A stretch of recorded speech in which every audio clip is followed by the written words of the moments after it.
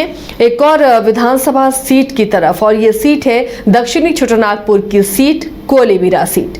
कोलेबिरा विधानसभा seat ऐसी seat जिस पर बीजेपी के प्रत्याशी ने कभी जीत हासिल नहीं की, और इस बार उम्मीद कर रही है बीजेपी की इस सीट को फतह किया जाए, और उसके कैंडिडेट भी घोषित हो गए हैं जो यहां से चुनावी टक्कर देंगे। कांग्रेस कोटे के नमन विकसल कोनगाड़ी संभवतः यही होंगे, और इनके बीच में यहां मुकाबला दिखेगा। ये एक ऐसी सीट है जहां झापा ने भी हैट्रिक लगाई है, तो क्या इस बार अगर नमन विकसल कोनगाड़ी कांग्रेस की सीट से प्रत्याशी होते हैं तो इस सीट पर वो हैट्रिक लगाएंगे, या फिर से झापा जो यहां से चुनाव लड़ने की तैयारी में है पूरी मजबूती के साथ एनोस-एक्का की वापसी के बाद, तो क्या यहां पर अब ट्रायंगुलर फाइट दिखेगी बीजेपी, कांग्रेस और झापा के बीच में? इससे पहले स्कैन करते हैं रंजन जी, अगर कोलेबिरा की सीट को देखें तो इस सीट का मिजाज क्या कहता है, किसकी जीत किसकी हार होती रही है यहाँ? देखिए, अगर इस सीट को आप स्कैन कीजिए तो यहाँ मुख्य मुकाबला जो है वो झापा और कांग्रेस के बीच में दिखता है। अब तक झापा यहाँ से 7 बार चुनाव जीतने में सफल रहा है और कांग्रेस 5 बार, तो मुख्य मुकाबला इन्हीं दोनों के बीच दिखा है। स्कैन करने पर यह भी दिखता है कि कमल खिला नहीं यहाँ कभी भी। हालांकि धीरे धीरे जो है बीजेपी मुख्य मुकाबले में आने लगी है, पहले वो पीछे रहती थी लेकिन अब वो दूसरी पोजीशन तक तो पहुंच गई है। अब उसकी कोशिश है कि इस बार जो अब तक नहीं हुआ वो करके दिखाएं, और सुजन जोजो के ऊपर जो है एक बड़ी जिम्मेदारी है कि वो क्या कोलेबिरा से कमल खिला पाएंगे, ये एक बड़ा सवाल है। वैसे पिछली बार जब 2019 के चुनाव में सुजन जोजो लड़े थे तो उनके पास लड़ने के लिए बहुत वक्त नहीं था, बहुत लेट उनका नाम अनाउंस हुआ था, लेकिन फिर भी उन्होंने एक अच्छी लड़ाई लड़ी थी और 28.5% वोट जो है वो लेकर आए थे। लेकिन नमन विकसल कोंगाड़ी जो है वो 38.17% वोट के साथ चुनाव जीतने में सफल रहे। उन्होंने 12,338 वोटों से ये जीत हासिल की थी, और तब जो एनोस-एक्का की बेटी हैं इरीन-एक्का, वो भी यहाँ से चुनाव लड़ रही थी झापा के टिकट पर, और उन्हें 18,700 मतलब कि 14.69% वोट मिला। तो इसका मतलब ये है कि कोलेबिरा को जब आप स्कैन करते हैं और पिछले 2-3 चुनावों को देखते हैं तो जो पहले मुकाबला झापा और कांग्रेस के बीच होता था अब उसमें बीजेपी की एंट्री हो गई है, और इसी वजह से कोलेबिरा में जो अब फाइट होती है वो ट्रायंगुलर फाइट होती है, अब त्रिकोणीय मुकाबला होता है। तो जब त्रिकोणीय मुकाबला होता है तो अगर कोई व्यक्ति 35 से 40% के बीच वोट ले आता है तो उसके जीतने की संभावना बन जाती है, और बीजेपी को इसी बात की उम्मीद होगी कि पिछली बार जैसे इरीन-एक्का जो है वो 15% के पास ही वोट लेकर आ पाई, और बीजेपी और कांग्रेस के बीच जो फर्क था वो लगभग 10% का वोट था। तो बीजेपी अगर ये मानकर चले कि अगर झापा जो है थोड़ा बेहतर प्रदर्शन कर जाए और वो 22-23% वोटों तक पहुंच जाता है तो फिर बीजेपी के लिए संभावना बन सकती है, या झापा जो है कांग्रेस से अपने परंपरागत वोट को अपनी तरफ ला पाता है, तब यहां पर इस बार झापा से कैंडिडेट संदेश एक्का होंगे। और आपको बता दूं कि संदेश एक्का भी जो हैं वो आपको एनोस-एक्का के बेटे हैं, और वो इस बार कोलेबिरा से चुनाव लड़ रहे हैं, और इस बार एनोस-एक्का पूरा जोर लगा रहे हैं और वो पूरी कोशिश कर रहे हैं। लेकिन ये देखना दिलचस्प होगा कि जो क्रिश्चियन वोटर्स हैं इस इलाके में, चूंकि बहुत बड़ी संख्या है क्रिश्चियन वोटर्स की, तो ये जो समीकरण है यही जिसको फेवर करे वही जीतेगा सीट पर, या तो वो 2 जगह बटेगा, ये आप मान कर चलिए कांग्रेस और झापा में वो वोट बटना है। अब उसमें से ज्यादा हिस्सा कौन निकालता है, जो ज्यादा हिस्सा निकालेगा वो चुनाव जीत सकता है।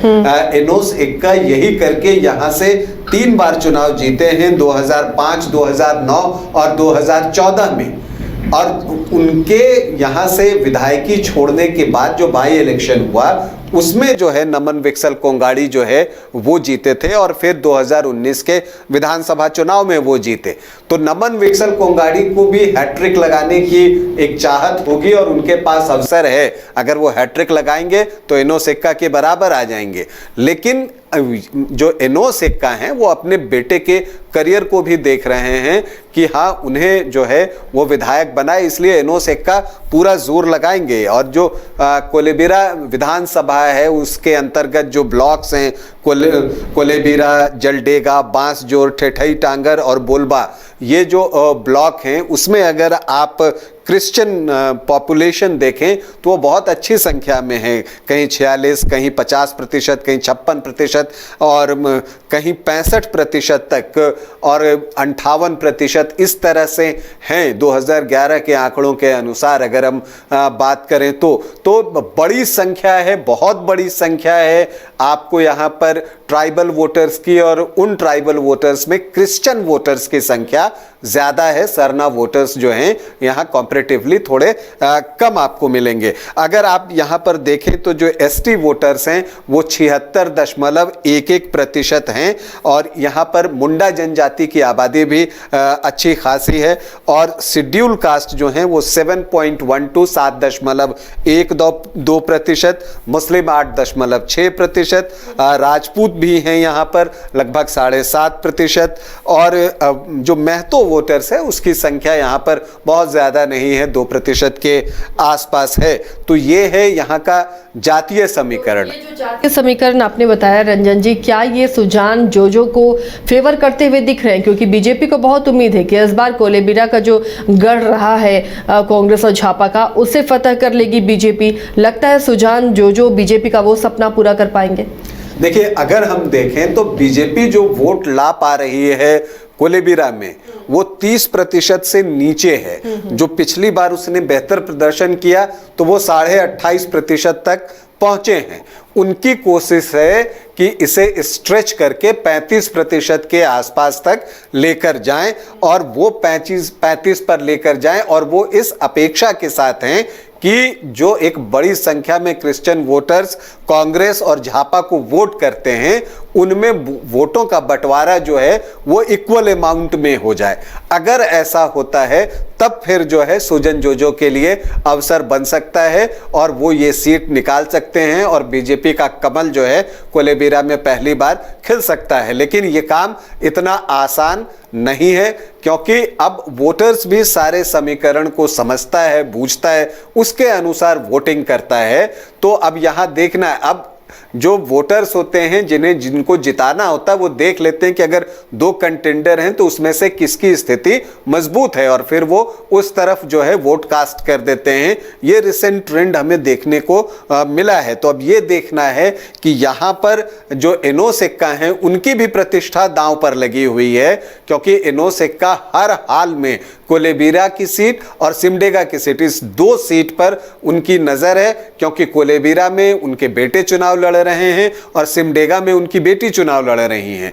तो वो चाहेंगे कि कोलेबिरा की सीट, चूंकि उनकी एक ट्रेडिशनल सीट रही है, 3 बार यहां से वो विधायक रहे हैं, तो वो चाहेंगे कि ये सीट फिर से उनको या उनके परिवार को वापस मिल जाए और इसके लिए वो पूरा जोर लगाएंगे। हालांकि लोकसभा के चुनाव में जो झापा प्रत्याशी थी अपर्णा हंस, उन्हें बहुत सफलता कोलेबिरा में मिली नहीं थी, सिर्फ उन्हें 3,418 वोट मिले थे।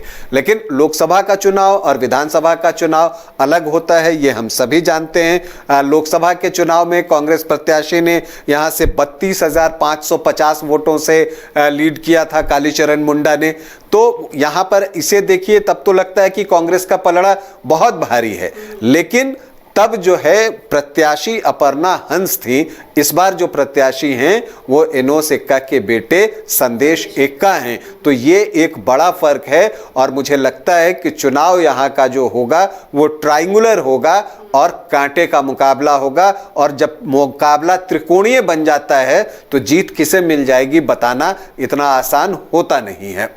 चलिए, तो इस बार भी नमन विक्सल के लिए कोलेबिरा की राहें इतनी आसान नहीं होने वाली। संदेश एक्का और सुजान जो ये दोनों चुनावी मैदान में उनके सामने होंगे, तो देखना है कि ये सीट क्या कहेगी उसके बाद और यहाँ की जनता किसे चुनती है। शुक्रिया रंजन जी इस तमाम चर्चा के लिए। तो फिलहाल सीट स्कैनर में आपने देखा आज बरकट्टा और कोलेबिरा की सीट, यहाँ पर किसका दबदबा, कौन से चुनावी फैक्टर काम करते हैं, चुनावी समीकरण किसे जिताते या हराते हैं, इन तमाम मुद्दों पर हमने चर्चा की है। हम फिर कल हाजिर होंगे कुछ नई सीटों के साथ और उन सीटों को स्कैन करके जानेंगे किसका पलड़ा भारी और कौन यहां बनेगा जनता का सरताज। फिलहाल इतना ही, आप देखते रहिए न्यूज़ 22 को।